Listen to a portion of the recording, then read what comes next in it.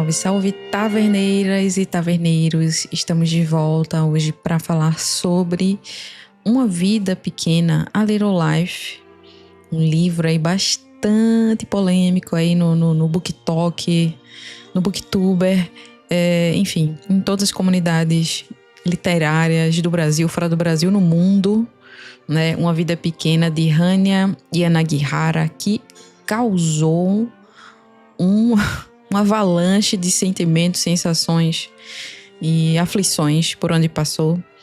E bom, eu li esse livro no ano passado e desde que eu li esse livro eu sabia que eu precisava fazer algo sobre, que eu precisava fazer alguma ilustração, que eu precisava fazer algum desenho, que eu precisava fazer algo. E já fazia muito tempo que eu vinha me preparando para isso, me preparando para esse momento. Eu queria muito que esse vídeo fosse muito especial.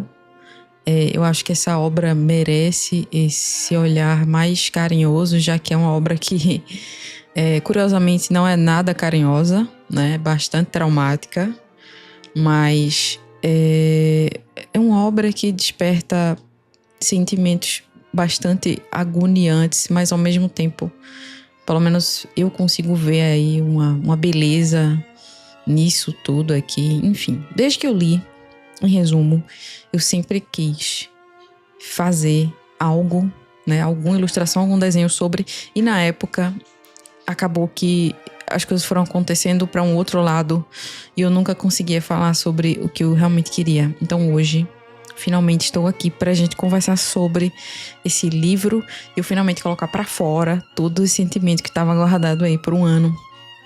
E, bom, vamos começar a falar sobre. É um livro mais antigo, né? Tanto que eu acho que hoje em dia já não é mais um grande hype, né? Já passou, já faz muito tempo, é um livro de 2015. Então, tem muitos vídeos na internet sobre ele, né? Em várias redes. Vídeos, textos, enfim, polêmicas, né? Sobre ele, sobre a autora e tudo mais. E basicamente esse livro vai contar a história de 4 amigos que moram em Nova York, né? Esses 4 amigos se conhecem ali na juventude, na época ali da faculdade, e vão morar juntos numa rua chamada Lispenard Street, famosíssima, queridíssima por todos os fãs, entre aspas, né? As pessoas que se identificaram de alguma forma com essa obra. E, bom, dentre esses 4 amigos, a história ela vai se encaminhando para trazer um grande protagonista, que é o Jude Stan Francis, que é um desses rapazes, né, um desses 4 amigos. E a gente vai aos poucos aí. O livro é dividido em 7 grandes partes, e dentro dessas partes tem aí os seus pequenos capítulos, né? Um livro de quase 800 páginas, é um livro bem grande. E, bom, a gente aos poucos vai conhecendo o Jude, vai tentando desvendar, né? O Jude, pra mim, ele, aos poucos, a gente vai entrando nesse labirinto que é esse personagem, né? Ele é um grande labirinto. Primeiro a gente precisa girar a maçaneta. Depois que a gente gira essa maçaneta, a gente começa a entrar, né, em várias ruas, assim, que a gente não sabe exatamente onde vai dar, e que eventualmente vai dar em algum canto, em outra porta, e a gente entra nessa outra porta e lá dentro tem um monte de coisa pra gente descobrir, e depois a gente entra num novo labirinto cheio de mais portas e portas e portas e portas, e a gente vai aos poucos descobrindo quem é esse cara, o que é que aconteceu com ele, né? Porque ele é um cara claramente muito machucado, ele é muito fechado, ele é muito reservado. Alguma coisa aconteceu com ele, fica muito claro para todo mundo, né? Primeiro por questões físicas, né? Ele tem ali uma deficiência, um problema na coluna, um problema muito sério, que às vezes faz com que ele tenha ali crises muito fortes, né? Muito intensas. Então ele meio que esconde, né? Ele esconde. Existe aí esse código de conduta entre esses 4 amigos, onde vamos respeitar o cara, ele não quer falar sobre isso, a gente não pergunta, né? Vamos deixar pra lá. Que é meio, né? Vamos aí confessar que é meio que o que os homens fazem entre eles, né? Isso é uma das grandes críticas, né? Dentro dessa história, como os homens não sabem conversar sobre os próprios sentimentos, como eles não sabem digerir as próprias emoções, os traumas, eles não sabem conversar sobre, eles não querem conversar sobre, eles não sabem mergulhar dentro deles próprios. Para eles é um grande problema entrar nesse mundo emocional, né? Ter conversas profundas, chorar, admitir que tá magoado, enfim. Meu Deus, isso é o fim do mundo. Então, assim, existe aí essa grande barreira, né, entre o que aconteceu de fato com Judy e o que os amigos eles querem saber, mas ao mesmo tempo não se perguntam. Então, vai ficando a cargo da gente mesmo, né, de ir descobrindo o que é que aconteceu com esse personagem. A escrita não é linear, a escrita é muito gostosa. Tem pessoas que não gostaram, acharam muito prolixo, acharam que o livro é excessivamente grande, excessivamente detalhado. Para mim, a leitura correu muito e muito, muito fluidamente. Eu lembro, inclusive, que eu comecei a ler esse livro em Salvador. Eu estava viajando para Salvador e eu tenho os meus medos aí com o avião e tudo mais. E eu lembro que eu li esse livro no avião e o tempo passou muito rápido, sabe? Na viagem, assim. Então, foi uma coisa que deu uma segurada aí na minha ansiedade, porque eu realmente fiquei muito presa na história. Então, pra mim, a escrita é muito boa, mas tem aí essa questão dos flashbacks, né, do vai e volta, de repente é um personagem que está falando, daqui a pouco é outro personagem que está falando, daqui a pouco a gente tá conhecendo a vida de outra pessoa que tá lá no Cafundó do Juta, às vezes é uma pessoa que já morreu. Então, nos Cafundó do Judy, né? Diga-se de passagem. Mas enfim, aos poucos a gente vai entendendo aí o que aconteceu com esse personagem. E basicamente a grande crueldade desse livro é que é um personagem que ele nunca deixa de sofrer, né? Muitas pessoas qualificaram esse livro como cruelty porn, alguma coisa assim. Um pornô de crueldades, né? Tipo assim, é um cara que acontece milhões e milhões de coisas terríveis com ele ao longo do tempo e que não param de vir, né? Não para de vir. Ele é um para-raio de loucuras, ele é um para-raio de coisas ruins. Tanto que chegou um ponto do livro assim que eu fiquei, o que é que vem agora? Vamos lá. O que é que vai acontecer agora? Alguma coisa vai acontecer agora. Chega um ponto que você realmente acha que vai dar tudo certo e aí é que as coisas realmente pioram mais ainda. Mas enfim, a gente vai entender, enfim, que esse personagem, ele foi vítima de muitas situações na infância, né? Ele é um cara que ele foi abandonado pela mãe. Não se sabe sobre o pai, mas enfim, ele foi abandonado pela mãe numa caçamba de lixo. E aí, uns caras encontraram eles, uns caras, diga-se de passagem, irmãos no caso, relacionado à igreja, né? Irmãos de igreja, não irmãos de sangue. E aí, eles levam o Judy pra esse orfanato e criam o Judy, né? O Judy vai ser criado por esses caras aí, esses irmãos. Então ele vai ser totalmente educado lá nesse lugar, né? Eu acho que é um monastério que chama, não me lembro exatamente o nome. E aí as coisas vão começar a acontecer com o pequeno Judy, né? Ele vai começar a sofrer violência física e também ele vai ser abusado, né? Sexualmente por esses caras, por esses irmãos. Infelizmente, isso vai acontecer com ele. Então, é um livro cheio de gatilhos, tá? E eu quero deixar bem claro aqui que em nenhum momento eu recomendo que você leia esse livro, a não ser que você tenha certeza que você quer ler, né? Que você gostaria de passar por essa experiência. Eu também não acho que as obras de arte têm a obrigação de deixar a gente 100% confortável o tempo inteiro. A arte não está aqui em função do nosso conforto psicológico, muito pelo contrário. A arte, ela serve para incomodar, para escancarar coisas que a gente não quer ver e para fazer a gente dar uma fervida, dar uma refletida nas coisas. Mas cada pessoa sabe onde o seu calo aperta. Então, eu não estou aqui para fazer apologia a essa obra. Eu tô simplesmente colocando pra fora algo que eu senti e que eu precisava desenhar, que eu precisava comentar sobre isso. Porque, porra, não tem... Vamos ser bem sérios. Quem lê essa obra aqui nunca vai esquecer. Não tem como esquecer disso aqui. Você vai lembrar pelo resto da sua vida, né? É uma coisa assim meio inesquecível. E quando termina, você fica órfão desses amigos. Porque tem muita coisa ruim, mas também tem coisas boas, né? Tem coisas muito legais aqui nessa história também. Mas enfim, voltando lá.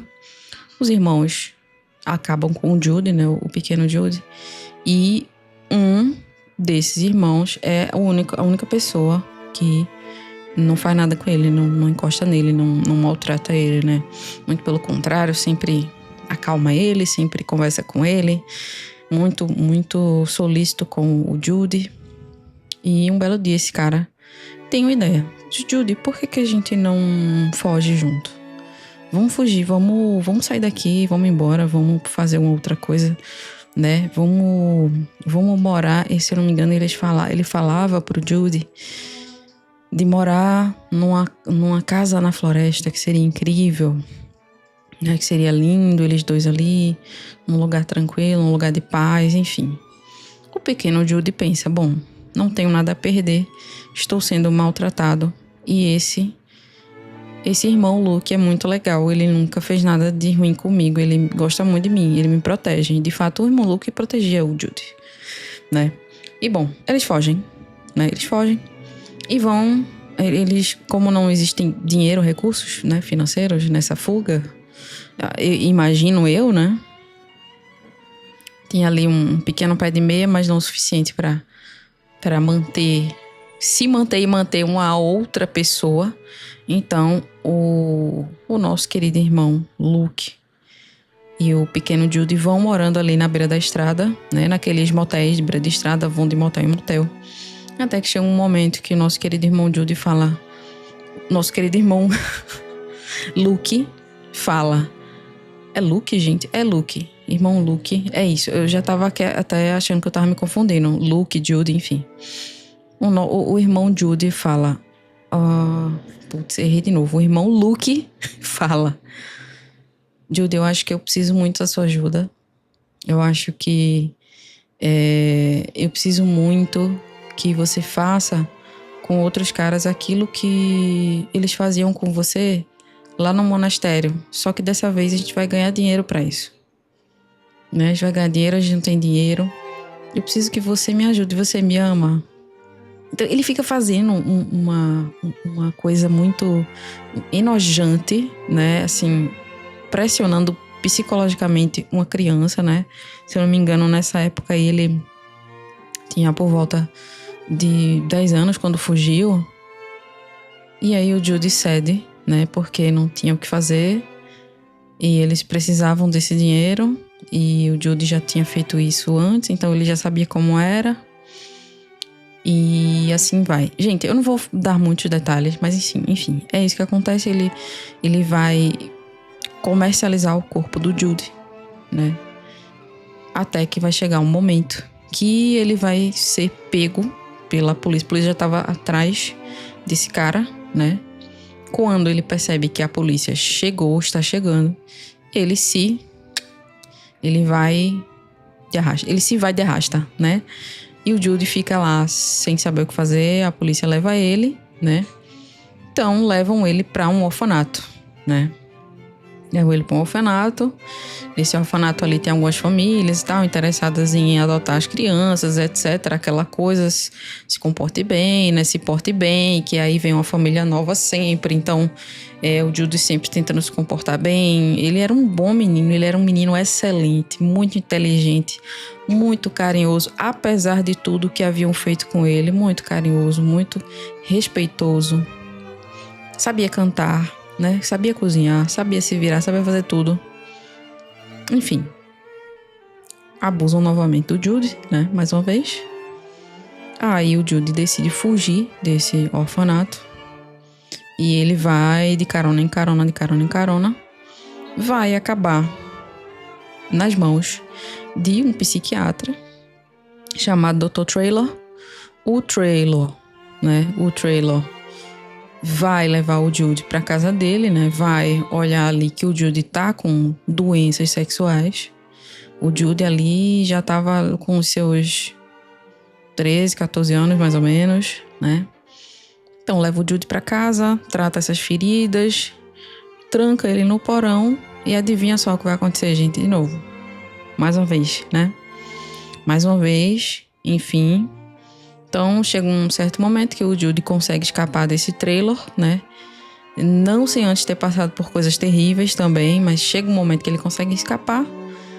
E o trailer vê que ele tá escapando, passa por cima do Jude, né? Atropela o Jude. As pernas, mais especificamente, do Jude.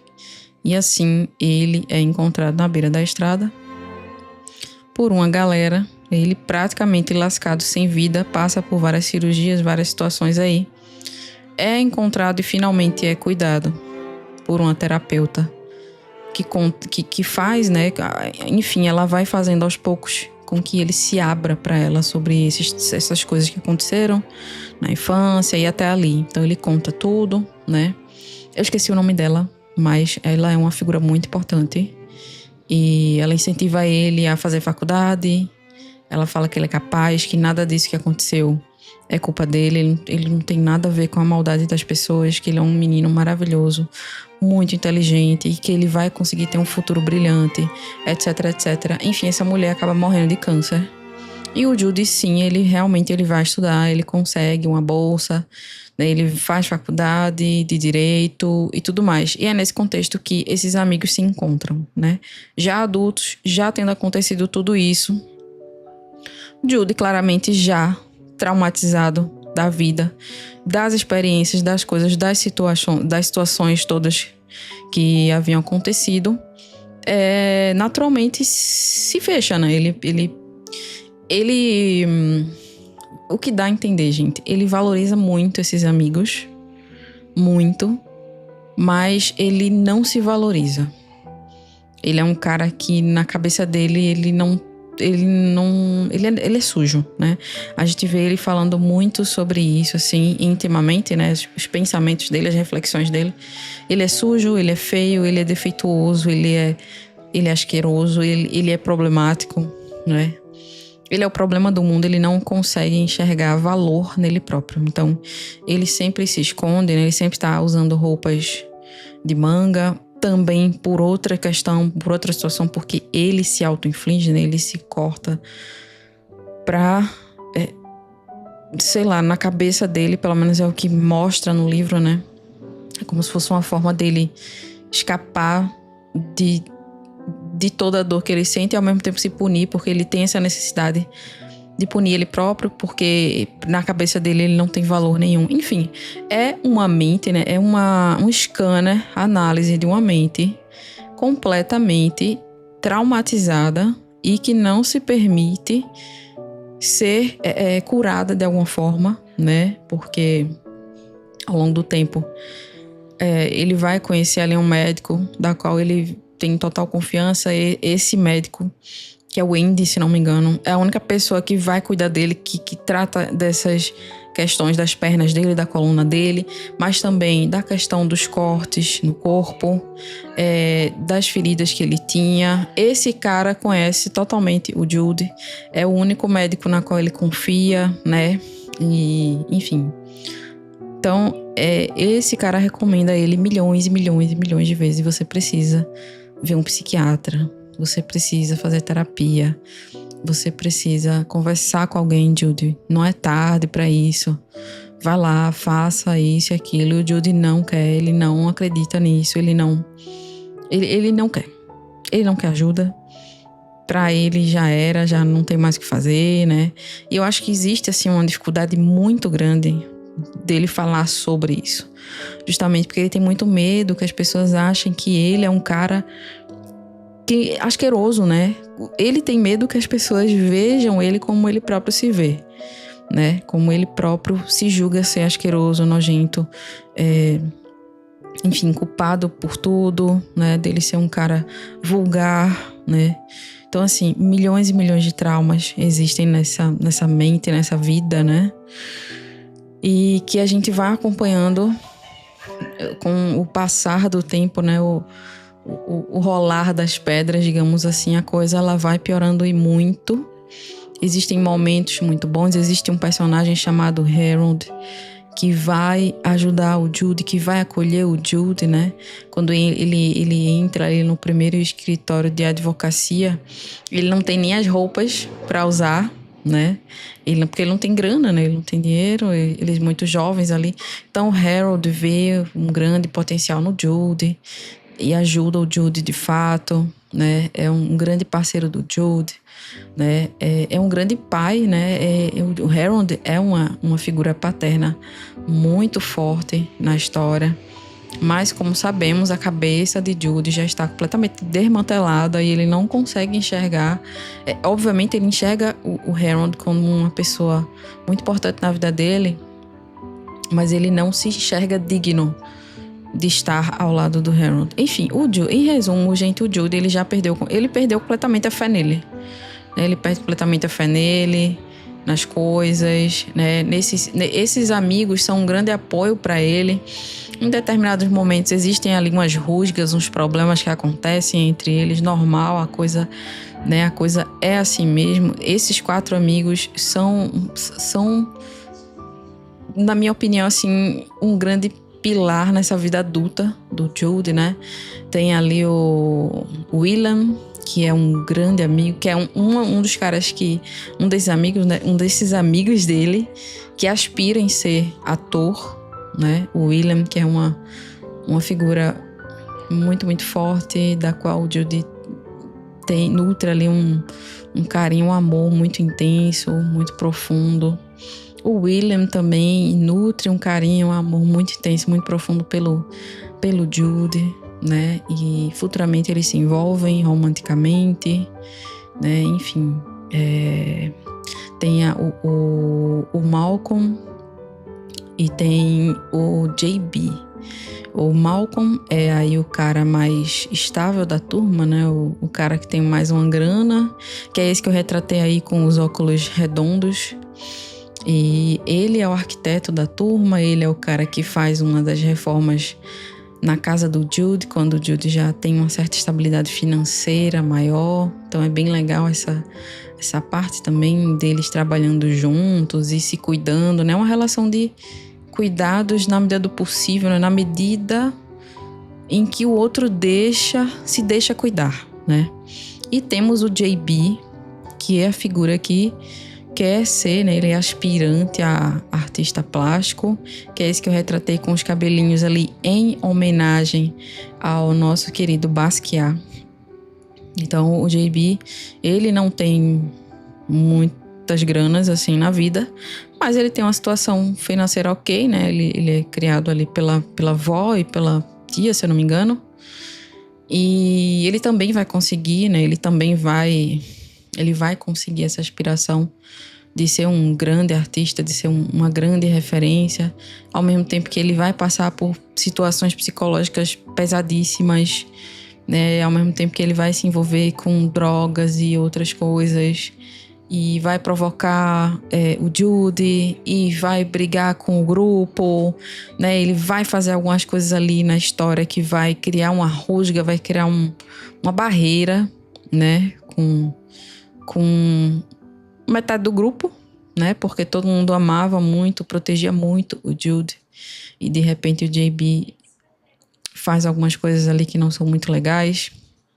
Enfim, é uma história, né? Um recorte ali da vida, um recorte de boa parte, né, da vida desse personagem, porque a gente conhece eles ali mais ou menos em torno dos 20 anos e a gente segue com eles até pelo menos os 50, 60 anos, né? Acho que o personagem que fica mais velho é o Harold, que é aí o grande tutor, a grande figura paterna e amorosa na vida do Jude, né? O grande ponto de apoio na vida de Jude é o Harold. E William também, obviamente. Mas o Harold realmente foi a pessoa que entrou na vida desse menino para dizer que ainda existe amor, né? Que ainda existem pessoas confiáveis no mundo, pessoas boas, pessoas que vão fazer coisas boas por você sem querer algo em troca, né? Sem querer acabar com a sua vida, sem querer te destruir, né? Sem segundas intenções, enfim. Obviamente, como as coisas vão acontecendo nesse livro de um jeito muito catastrófico, a gente começa a achar que vai acontecer alguma coisa, né? Que o Harold vai fazer alguma coisa, que o Harold não é legal. Chegou um ponto que eu fiquei, se esse macho fizer alguma coisa, eu não vou aguentar. Eu vou acabar. Eu vou acabar, eu não vou ler esse livro, eu vou fechar, vou acabar com esse livro, eu vou jogar fora. Mas enfim, deu tudo certo. Pelo menos nesse ponto, deu certo, né? Pelo menos nesse ponto deu certo. Existem aí outros problemas que o Jude vai passando ao longo da vida. Ao longo da vida, antes de chegar ali nos 40 anos, né? Ele entra num relacionamento completamente tóxico, completamente abusivo com uma criatura que não vale nem a pena citar nesse vídeo, né? É um dos momentos mais terríveis desse livro, na minha opinião. Inclusive, eu lembro quando eu li esse capítulo. Esse capítulo se chama O Axioma da Igualdade. Ele tá lá por volta das páginas 450, sei lá. Eu lembro quando eu terminei esse capítulo, eu estava tremendo de calafrios, enjoada, e eu não conseguia olhar para o livro mais. Eu guardei o livro num lugar que eu não conseguia olhar mais para ele, porque eu não conseguia mais... Eu não queria mais ver esse livro à minha frente. Falei, cara, não é possível. E eu fiquei com isso na cabeça. É uma descrição de uma cena tão pesada, tão brutal, tão violenta, tão asquerosa, que assim, eu não queria mais. Eu não queria mais. Eu fiquei muito mal. Fiquei realmente me tremendo de calafrio, de enjoo, de náusea, de tudo que você imaginar que alguém pode sentir de ruim. Eu acho que foi a única leitura que me levou assim para um lugar tão tenebroso, assim, tão terrível.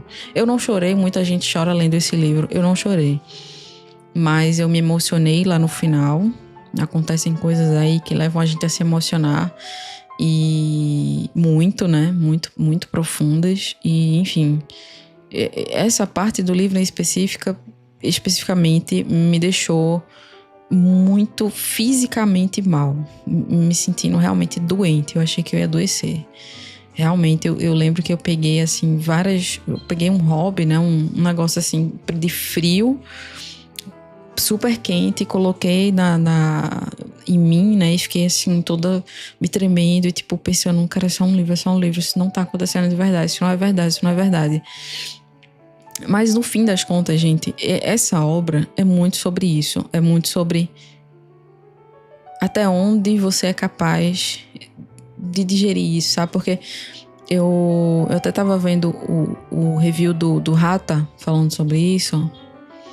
E ele fala que esse livro é uma grande fábula, uma grande alegoria, né? Ele quer mostrar pra gente coisas de um jeito hiperbólico, de um jeito super exagerado, e na verdade ele quer que a gente reflita sobre outras coisas, né? E eu gosto de pensar nessa teoria do Rata, porque realmente fez sentido, porque não é possível, gente, que uma pessoa só consiga... Aliás, é possível, né? Realmente o mundo é muito complicado, muito difícil, as pessoas são terríveis, né? Existem muitas pessoas terríveis, e sempre é possível que uma pessoa passe por milhões e milhões de coisas terríveis em sequência. Infelizmente, acontece, né? Nesse caso aqui é uma ficção, mas a gente sabe que, infelizmente, coisas terríveis estão acontecendo nesse exato momento em que eu tô narrando esse vídeo, né?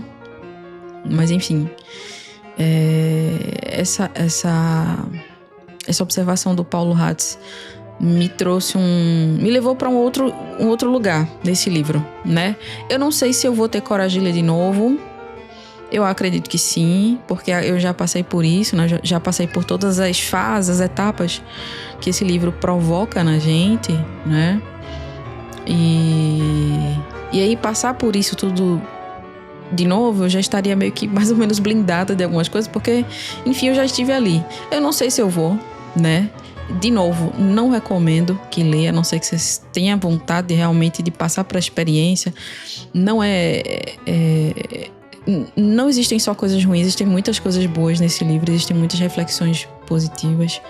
né? Uma das polêmicas que envolve a escritora é o fato dela ter dito que não acredita em terapia, né? Não acredita em tratamento, etc. A menos que a pessoa que está buscando ajuda, né, esteja completamente disposta a participar daquele tratamento. O que é muito óbvio, né, gente? Porque assim, não faz o menor sentido você estar em busca de algo sem acreditar naquilo. Tipo assim, hoje a ciência já revela, né? Hoje não, né? Já faz muito tempo, na verdade, que a gente tem esse conhecimento de que o nosso cérebro, ele é moldador da nossa realidade. Então, se você vai fazer um tratamento desacreditando dele, é melhor nem começar, às vezes, né? Às vezes é melhor nem começar. Então, assim, a terapia, ela funciona muito neste sentido. É uma coisa colaborativa.